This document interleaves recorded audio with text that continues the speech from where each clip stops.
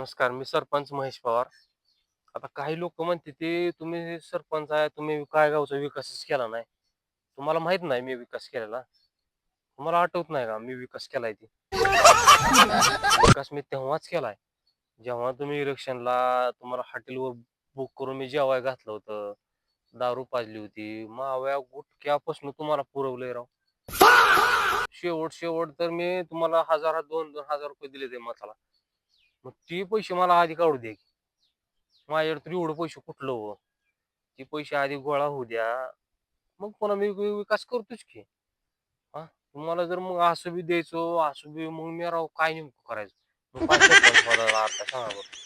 हां. कुठलं मी आता बघायचं?